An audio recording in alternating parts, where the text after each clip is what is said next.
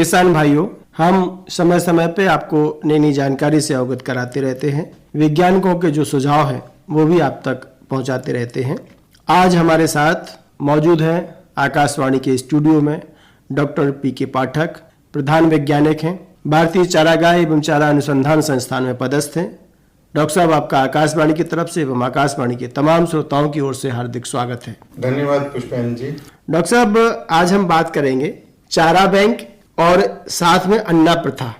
बुंदेलखंड में जो अन्ना प्रथा है, इसके कारण क्या है और इसको कैसे दूर किया जा सकता है, साथ ही साथ जो हमारे पशुधन है उनको चारे की हम व्यवस्था कैसे करें, जब सीजन नहीं है हरा चारा, जब कैसे हम उनके बंदोबस्त करें और उनको कैसे संरक्षित रखें चारे को, ताकि वो हमारे पशुधन के लिए आगे काम आ सके। तो डॉक्टर साहब, सबसे पहले ये बताइए कि जो चारा बैंक है वो क्या है?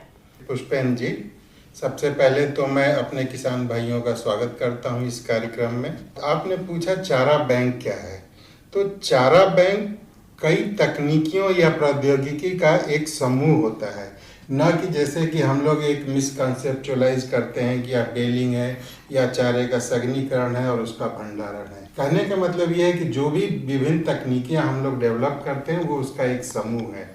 और जो चारा बैंक होता है वो चारे की 100% आवश्यकता की पूर्ति नहीं करता है, बल्कि जिस मौसम में चारा उपलब्ध नहीं हो उस मौसम में चारे की उपलब्धता सुनिश्चित करने का कार्य करता है चारा बैंक। बिल्कुल डॉक्टर साहब, ये तो बहुत अच्छी बात है जो आपने बताई है। अब हम जानना चाहेंगे कि जो चारा बैंक है ये क्यों बनाना चाहिए किसान भाइयों को? चारा बैंक प्राकृतिक आपदाओं, लीन पीरियड माने कि जब चारा उपलब्ध नहीं हो उसके लिए चारा रिजर्व बनाने के लिए उपयोग किया जा सकता है। यह चारे की हैंडलिंग, भंडारण और उसके परिवहन की लागत कम कर सकता है। चारा बैंक होने की स्थिति में हम प्राकृतिक आपदाओं के मामले में, जैसे प्राकृतिक आपदा मतलब जैसे कहीं भूकंप आ गया, बाढ़ आ गया, उन मामलों में समय पर हम एक जगह से दूसरी जगह आवश्यकता अनुसार चारे की सप्लाई को सुनिश्चित कर सकते हैं। इसके अलावा चारा बैंक के माध्यम से हम विभिन्न तकनीकियों के द्वारा पशु चारे की गुणवत्ता को समृद्ध भी कर सकते हैं। चारा बैंक चारा विपणन के लिए भी एक नया उद्यम या आयाम की भी संभावना प्रदान करता है। डॉक्टर साहब, आपके अनुसार चारा बैंक का वर्गीकरण भी किया जा सकता है क्या? जी हाँ, चारा बैंक दो तरह का हो सकता है। जैसे कि यदि हम अपने खेतों में चारे की विभिन्न फसलें लगाते हैं तो उसको हम लाइव चारा बैंक बोलते हैं, जिसमें कि हम उच्च गुणवत्ता वाले चारे की प्रजातियां, विशेषकर जो दलहनी चारा फसलें होती हैं उनको लगाते हैं, जिसमें प्रोटीन की मात्रा भी बहुत ज़्यादा होती है। तो ये हमें ज़्यादा लगाना चाहिए, जो कि दलहनी की चारा फसलें। और सड़क के किनारे जो चारा पेड़ हैं या बांस आदि भी हम लगा सकते हैं। और कई तकनीकियां ऐसी हैं जैसे सिल्वी पास्चर या अन्य वन रोपण योजनाएं हैं जो सरकार विभिन्न समय पर चलाती है, वो भी लाइव चारा बैंक में आ सकती हैं। लेकिन इसके अलावा दूसरा जो चारा बैंक का प्रकार होता है वो सूखा चारा और खाद्य फसल जो अवशेष बच जाते हैं, जैसे गेहूं का भूसा या पैडी या धान का जो स्ट्रा होता है वो होता है, और जिसमें फसल अवशेष, प्राकृतिक घास, पेड़ों की पत्तियां या टॉप फीड उसको बोलते हैं, जैसे पेड़ की पत्तियां या शुगर केन का जो टॉप होता है ऊपर को खिलाने के काम आता है, तो इनको भी सुखाकर हम रख सकते हैं। और अन्य चारा के संसाधनों का संरक्षण, भंडारण, प्रबंधन और वितरण भी इस सूखे चारे के बैंक में शामिल होता है। इसका फायदा यह है कि सूखा और बाढ़ की स्थिति में जैसे जो प्राकृतिक आपदाएं विभिन्न समय पर आ जाती है, जी। तो उस दौरान जब हमने संरक्षित करके रखा है तो इनको हम एक जगह से दूसरी जगह अपने ऐसे उत्पादों को आसानी से परिवहन कर सकते हैं। जी बिल्कुल डॉक्टर साहब, अब हम बात करेंगे कि चारा बैंक की जो उपयोगिता है उसको आप खासकर बुंदेलखंड के परिप्रेक्ष्य में कैसे देखते हैं डॉक्टर साहब? देखिए, भारतीय संदर्भ में जहाँ हम खाद्य सुरक्षा की बात करते हैं, तो जैसे कि यदि बाढ़ आती है तो सरकार क्या करती है कि हेलीकॉप्टर के माध्यम से खाने के पैकेट गिराती है। जी। तो इसको खाद्य सुरक्षा कहते हैं। तो हम खाद्य सुरक्षा की बात एक और करते हैं, लेकिन वही हम अपने पशुओं के फीड की सुरक्षा के लिए बात, तो उसके लिए हमें बफर स्टॉक बनाने की जरूरत पड़ती है, जो कि हमारे लिए चारा सुरक्षा के बारे में एक नया आयाम प्रदान करती है। और यह तभी संभव है जब हम अपने उपलब्ध संसाधनों जैसे उपलब्ध फसल अवशेषों, प्राकृतिक घासों और पेड़ों से प्राप्त होने वाली पत्तियों या अन्य चारा संसाधनों का उचित संरक्षण, भंडारण समय से कर पाए। और बुंदेलखंड की परिस्थितियों में तो यह और समसामयिक प्रतीत होता है, जहां अन्ना प्रथा की कुरीति बहुत पहले से प्रचलित है। डॉक्टर साहब, आपने बहुत समसामयिक बात जो अन्ना प्रथा के बारे में कही है, प्रश्न उठाया है। मैं यहाँ पर यह भी पूछना चाहूंगा डॉक्टर साहब कि अन्ना प्रथा क्या है?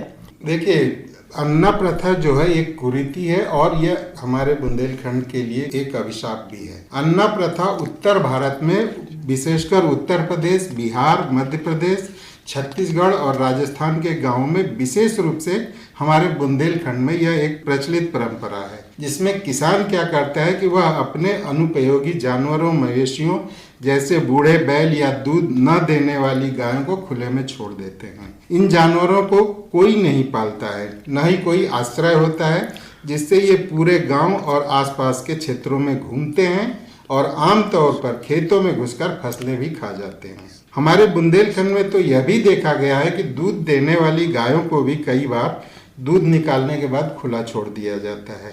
और यह अन्ना प्रथा एक गंभीर सामाजिक, आर्थिक और पर्यावरणीय समस्या भी बन चुकी है, खासकर भारत के ग्रामीण इलाकों में। इसे केवल छुट्टा जानवरों की समस्या समझना बहुत सीमित दृष्टिकोण होगा और इसका संबंध भारत की कृषि व्यवस्था, गौ संरक्षण या ग्रामीण अर्थव्यवस्था से गहराई से जुड़ा हुआ है। जी जी डॉक्टर साहब। डॉक्टर साहब, हम यहाँ बात कर रहे हैं चारा बैंक की और अन्ना प्रथा की। डॉक्टर साहब, जो अन्ना पशु हैं उनके लिए चारा बैंक किस तरह से उपयोगी हो सकता है? देखिए पुष्पेंद्र जी, मुख्य समस्या उन जानवरों का पेट भरने के लिए है जिन्हें हम खुले में छोड़ देते हैं। जी। दूसरी तरफ हम देखें तो कंबाइन हार्वेस्टिंग के बाद हम खेतों में पराली भी जलाते हैं, जो इन जानवरों के लिए उपयोगी भी हो सकता है। जी जी। एक तरह से देखा जाए तो चैत्र के महीने में जब फसलों की कटाई होती है, उसके बाद अन्ना प्रथा का चलन बहुत समय से था, लेकिन बीते सालों में किसानों ने इसे हमेशा के लिए अपना लिया है और किसी भी सीजन में ये अपने जानवरों को खुला छोड़ देते हैं। जी। पहले इसका चलन इसलिए था कि मार्च अप्रैल तक सभी की फसलें कट जाती थी। जी। उसके बाद खेत खाली हो जाते थे। हाँ। और खाली खेतों में किसान जानवरों को छोड़ दिया जाता था। उसकी एक टेक्निकल वजह यह थी कि खुले खेतों में जानवरों के घूमने से उनके द्वारा खेतों में किया गया गौमूत्र और गोबर खाद का काम भी करता था, जी। जिससे खेत की उर्वरा शक्ति भी बढ़ती थी। अतः आज के परिप्रेक्ष्य में यदि मैं कहूँ कि हम खेतों में पराली न जलाकर उनको किसी तरीके से यदि इकट्ठा कर लें और उसे एक जगह फॉडर बैंक में रखकर उसे उन पशुओं को खिलाने के लिए काम में लाएं, तो हम अन्ना प्रथा के साथ साथ पर्यावरण के प्रदूषण से भी कुछ हद तक मुक्ति पा सकते हैं। लेकिन इसके लिए हमें विस्तृत कार्य योजना बनाने की जरूरत है। जी जी। डॉक्टर साहब, बहुत ही अच्छी बात आपने किसान भाइयों को बताई है। अब आप यह भी बताइए कि भारतीय संदर्भ में चारा बैंक का क्या सिद्धांत है? डॉक्टर साहब, देखिए, चारा बैंक एक समुदाय आधारित प्रक्रिया हो सकती है, क्योंकि कोई भी एक किसान यह काम नहीं कर सकता है। और यदि समुदाय आधारित इस प्रक्रिया को यदि अपनाता है तो उसका लाभ सीधे किसान या किसान समूह द्वारा प्राप्त किया जाएगा, बिचौलियों द्वारा नहीं। इसका मतलब यह है कि लाभ किसानों द्वारा सीधे साझा किया जाएगा। जी डॉक्टर साहब, ये तो बहुत ही अच्छी बात आपने बताई है कि हम ग्रामीणों का पलायन रोक सकते हैं। डॉक्टर साहब, चारा बैंक यदि स्थापित किया जाता है तो यह कैसे कार्य करेगा? देखिए, चारा बैंक भी किसी अन्य बैंक की तरह कार्य कर सकता है, जिसमें किसान अपना हिस्सा जमा कर सकता है, जैसे कि हम बैंक में अपना पैसा जमा करते हैं। अपनी आवश्यकता के अनुसार निकासी कर सकता है, अपना शेयर, अपना हिस्सा वह बेच सकता है। हाँ। या यहाँ तक कि वह बैंक से अपने जानवरों की जरूरत के हिसाब से चारे का ऋण भी ले सकता है, जो बाद में वह ब्याज सहित हमारे बैंक को लौटा सकता है। डॉक्टर साहब, अब बात ये आती है कि जो चारा बैंक है, इससे लाभ क्या हो सकता है? देखिए, चारा बैंक से रोजगार सृजन तो हो ही सकता है, जैसे मैंने अभी बताया। जी जी। ग्रामीण जनता का पलायन भी रोक सकते हैं, किसानों की आय में वृद्धि हो सकती है, चारे का अपव्यय कम हो सकता है। अपव्यय मैं क्यों कह रहा हूँ? हाँ। क्योंकि देखिए, जब अनाज होता है, यदि एक पाव भी अनाज गिर जाता है हाँ। तो हमें लगता है कि इसको उठा लें। जी जी। लेकिन क्या भूसे के केस में हम लोग ऐसा सोचते हैं? बिल्कुल। तो इस तरीके से यदि हम चारा बैंक की बात करें तो चारे का अपव्यय भी कम हो सकता है। डॉक्टर साहब, बात ये आती है कि जो चारा बैंक है इसकी क्षमता क्या होनी चाहिए ताकि एक अच्छा सा लाभ हमारे किसान भाइयों को मिल सके? जी हाँ, चारा बैंक की स्थापना के लिए चारा संरक्षण और भंडारण प्रणालियां की जरूरत पड़ती है, जो कि 3 से 5 महीने प्रति वर्ष के उपयोग, और गांव स्तर पर यदि बात करें तो जनरली जो होता है गांव में 1000 जानवर तो हम मान सकते हैं। तो 1000 जानवरों के लिए या पशुधन की चारा की आवश्यकता के लिए हम चारा बैंक को डिजाइन कर सकते हैं। डॉक्टर साहब, अब बात ये आती है कि चारा बैंक के जो घटक हैं वह तकनीकी कौन कौन सी हो सकती है और मुख्य रूप से उसमें कौन कौन से उत्पाद रखे जा सकते हैं? देखिए, चारा बैंक में बेलिंग माने सघनीकरण, जो घास है उसको सघन बना लेना, पुआल को सघन बना लेना, जिससे कि वो कम जगह में अपना स्टोर कर पाए। इसके अलावा लीफ मिल जो पेड़ों की पत्तियां होती हैं जिसमें प्रोटीन की मात्रा होती है, जैसे सुबबुल, राजस्थान में खेजरी, इनकी पत्तियों को हम इकट्ठा करके भी रख सकते हैं। बिल्कुल बिल्कुल डॉक्टर साहब। अब बात डॉक्टर साहब ये आती है कि हमारे किसान भाई अगर चारा बैंक बनाते हैं और उसकी उपयोगिता आपने बता दी, तो चारा बैंक बनाने के लिए कुछ मशीनों की भी आवश्यकता पड़ेगी, इसके बारे में डॉक्टर साहब बताइए। जी हाँ, चारा बैंक में कई तरीके की मशीनों की जरूरत पड़ सकती है। चारा बैंक में फीड पैलेटिंग मशीन, जिससे कि छोटे छोटे पशु आहार पैलेट्स बन सकते हैं।